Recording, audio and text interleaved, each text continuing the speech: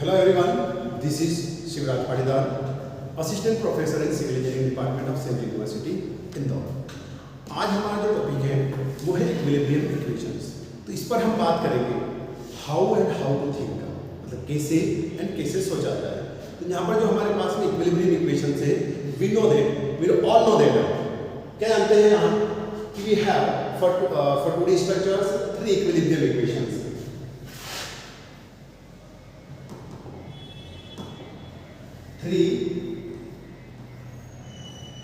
Equilibrium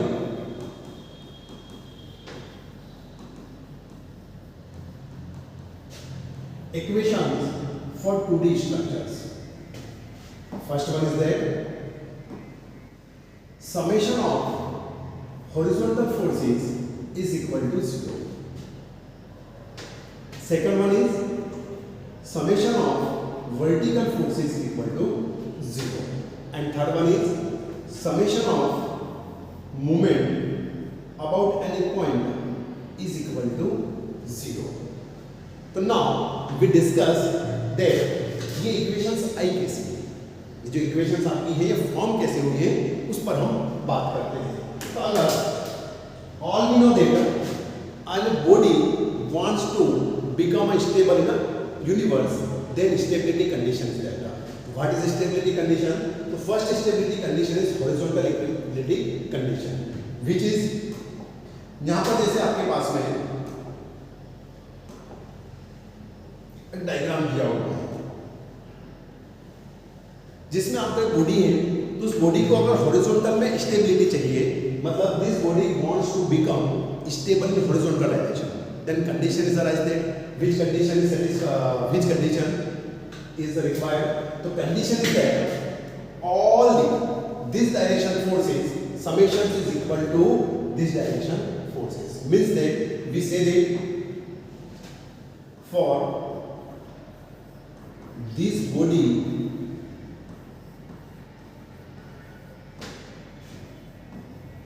when we want to stable in horizontal direction,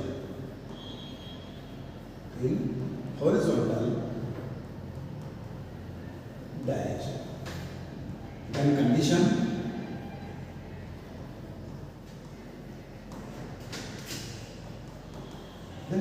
is that all the direction of forces and all the direction of forces summation should be summation should be 0 and both are equal. Like F1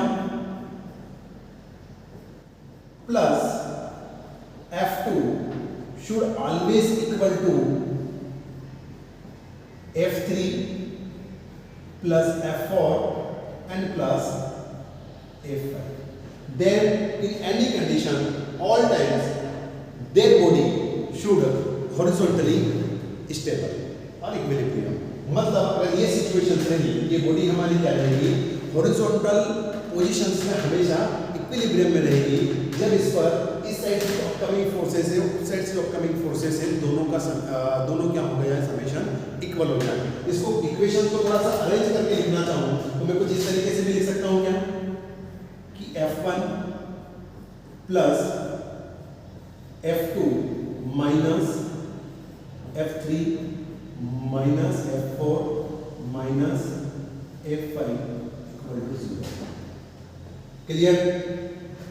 तो यहाँ पर आपके पास में situations क्या बनती हैं कि जो हमारे हॉरिजॉन्टल डायरेक्शंस के फोर्सेस थे वो किसके बराबर हो गए हैं, तो वो आपके समेशंस जो है हमारा F1 plus F2 and something like equal to 0। तो यहाँ पर इस इक्वेशंस को हम मैथ से पढ़कर आए हैं, आपने 10th में 11th में 9th में ही पढ़ लिया होगा कि जब आपको कुछ इस तरीके से दिया हुआ हो कि x डायरेक्शंस के forces x1 plus x2 plus x3 इन सभी का जोड़ हो, तो आप क्या लिख सकते थे, समेशन ऑफ x i, और i इक्वल टू लिख देते थे आप कि 1 से लेकर n तक कुछ समेशन है उसका, ऐसे लिखते थे। मतलब x1 प्लस x2 लिखने की बजाय हम इस तरीके से लिख सकते हैं। तो यहाँ पर भी आपको क्या दिख रहा है कि और आर हॉरिजॉन्टल फोर्सेस, तो इस इसको मैं इस तरीके से भी लिख सकता हूं कि सभी फोर्सेस है हॉरिजॉन्टल डायरेक्शंस के, तो ये इक्वेशन हमारी जो बनेगी वो कुछ इस तरीके से बन सकती है कि summation of F X direction forces is equal to 0। तो यहाँ का इसका मतलब ये नहीं कि फोर्सेस हॉरिजॉन्टल 0 होना चाहिए उस बॉडी के ऊपर, क्लियर है? ये ना समझे कि उस बॉडी के ऊपर फोर्सेस 0 होना, जितने भी हॉरिजॉन्टल फोर्सेस आ रहे हैं वो अपकमिंग दिस साइड से हो या अपकमिंग दिस साइड से हो, तो दोनों का जब सम करें तो वो बराबर हो जाए, या दोनों का सम जब ओवरऑल साथ में मैच करें तो 0 हो जाए, मतलब कुछ धक्का दे रहे हैं तो कुछ उसको पुश कर रहे हैं। तो यहाँ पर हम बात करें तो समेशन ऑफ एफ यानी कि ये कौन सा एक्स डायरेक्शंस के फोर्सेस हमारे 0, इसी को कभी-कभी हम समेशन ऑफ हॉरिजॉन्टल डायरेक्शंस की इक्वेशंस बोल देते हैं। तो ये आपने यहाँ पे क्या डिराइव कर दिया है कि जो हॉरिजॉन्टल इक्विलिब्रियम इक्वेशंस होती हैं वो हमारी किस तरीके से बनती हैं वो आपने यहाँ पर शो कर दिया। Okay, second, when this body wants to become vertically stable, then condition is arise that, the condition is arise that कि when vertical downward forces summation should be equal to vertical upward forces। Clear है? मतलब आप ये लिखोगे यहाँ पर कि when this body wants to,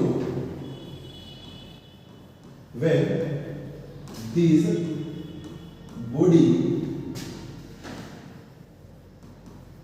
wants to become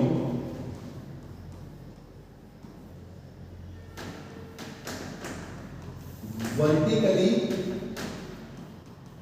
stable and in equilibrium, तो कंडीशंस क्या बनेगी हमारी? Then condition is that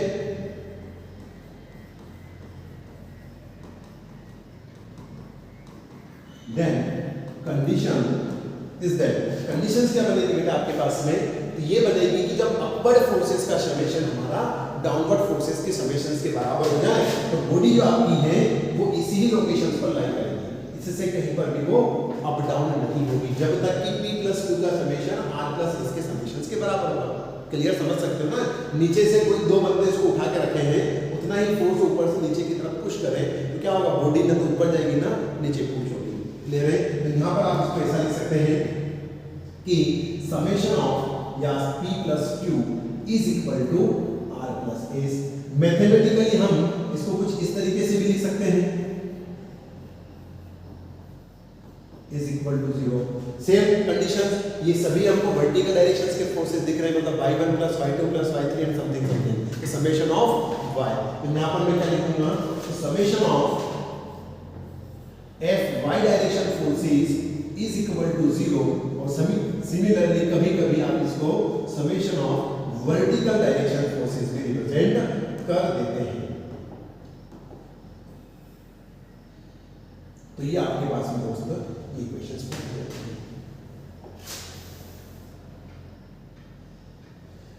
third conditions, जो थर्ड इक्विलिब्रियम इक्वेशंस बनती है वो आपके पास में कौन सी बनती है? Moment equilibrium equations. Moment equilibrium means when body wants to become stable in rotational directions. Means जैसे कि अगर मैं बोल दूं, हम यहाँ पर किसी पॉइंट के अबाउट बात करते हैं, जैसे कि मैंने इस पॉइंट को पकड़ लिया, तो अगर मैं बॉडी को चाहता हूं कि रोटेशंस में क्या होए कि ये फ्री न रहे या रोटेशंस को रजिस्टर कर पाए, तो क्या बताएंगे आप कि अगर रोटेशनल मूवमेंट आपका क्लॉकवाइज डायरेक्शंस और एंटी क्लॉकवाइज डायरेक्शन दोनों क्या हो जाए? बराबर। मतलब कोई अगर इसको रोटेट करने की कोशिश करना है क्लॉकवाइज डायरेक्शन में तो उतना ही मैं रोटेशन कहां पर डेवलप करवा दूं? तो एंटी क्लॉकवाइज है, तो बॉडी हमारी उसी पोजीशन पर रहेगी। क्लियर है? तो इसके कंडीशंस क्या हो रहेंगी यहां पर आपके लिए? तो condition is that condition is that to become a body in equilibrium, in a moment equilibrium, in moment equilibrium, क्या सिचुएशन बनती है कि जो रोटेशनल मूवमेंट और मूवमेंट हम जानते हैं। मूवमेंट क्या होता है दोस्तों आपका? तो मूवमेंट जो हमारा बनता है, मूवमेंट जो है आपका वो क्या बिकम होता है यहाँ पर? तो मूवमेंट हमारा बनता है force into perpendicular distance. Force into perpendicular distance. मैं चाहता हूँ कि बॉडी हमारी कहाँ पर रहे? इक्विलिब्रियम में। मूवमेंट देख रहा हूँ मैं पॉइंट अबाउट ए, तो मूवमेंट कहाँ पर देख रहे हो? मोमेंटम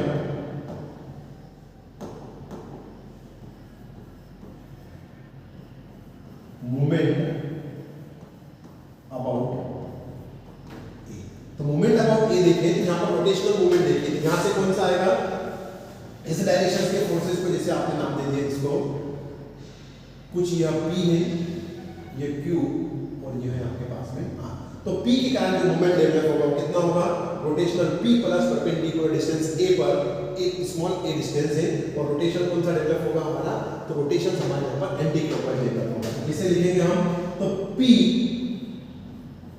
इनटू A, और जो एंटी क्लॉकवाइज था उसको आपने एक तरफ लिख दिया, जैसे इस डायरेक्शन बताएंगे कैसा हो रहा है, कुछ इस तरीके से रोटेशन हो रहा है। क्लियर है, ये मोमेंट अकेला है, तो ये अकेला मोमेंट हमारा किसके बराबर हो जाए दोस्तों, तो ये अकेला मोमेंट हमारा बराबर हो जाए Q एंड R जो मोमेंट डेवलप करेगा फोर्स उसके बराबर। तो A पर मोमेंट Q के कारण कितना आएगा, this one is the force Q and perpendicular distance is B, means Q into B। Similarly इसकी जो डायरेक्शन देखिए कि रोटेशन देना है आपको क्लॉकवाइज डायरेक्शन, जिस डायरेक्शन में आपको क्लॉकवाइज करने की, रोटेट करने की कोशिश कर रहा है। सेकंड वन इज प्लस, क्योंकि क्लॉकवाइज ही होना है, R into perpendicular distance, C तक की नहीं लगेगी क्योंकि आप यहाँ पर नहीं देख रहे हो, आप पॉइंट आउट कर रहे हैं इस A पर, A तक की डिस्टेंस कितनी है, इस डिस्टेंस मतलब B प्लस C, तो कितना हो जाएगा R into B plus C distance, ये समेशन, मतलब Q एंड B के कारण और R and B plus C के कारण जितना मूवमेंट डेवलप होगा वो मूवमेंट हमारा P और A के कारण होना चाहिए। इसको मैथमेटिकली आप कुछ इस तरीके से भी दोस्तों रिप्रेजेंट कर सकते हैं, P into A minus Q into B minus R into B plus C बराबर किसको हो जाना चाहिए, ये सभी क्या है, रोटेशनल डायरेक्शंस के मोमेंट है किसी पॉइंट के अबाउट A के। तो हम इसको ऐसा भी ले सकते हैं कि सभी डायरेक्शन जैसे कि mx से m1 m2 इस तरीके से मोमेंट जो आ रहे हैं किसी पर्टिकुलर पॉइंट पर, तो उसको मैं मोमेंट क्या लिख सकता हूँ, moment of summation about any point, यानी कि यहाँ पर मेरे पास में पॉइंट A था, उन सभी का समेशन हमारा पास में 0 हो, ये मैथमेटिकल। इसको रिप्रेजेंट करते हैं दोस्तों हम मोमेंट इक्विलिब्रियम इक्वेशन से। क्लियर है, तो आपने देख लिया होगा यहाँ पर आपने कि तीनों equilibrium equation how to find and how to think. Clear है, तो उम्मीद करते हैं कि आपको ये इक्वेशंस और इक्विलिब्रियम कंडीशंस आपको समझ में आई होगी। आज की क्लास में यहीं पर विराम देंगे। Thank you.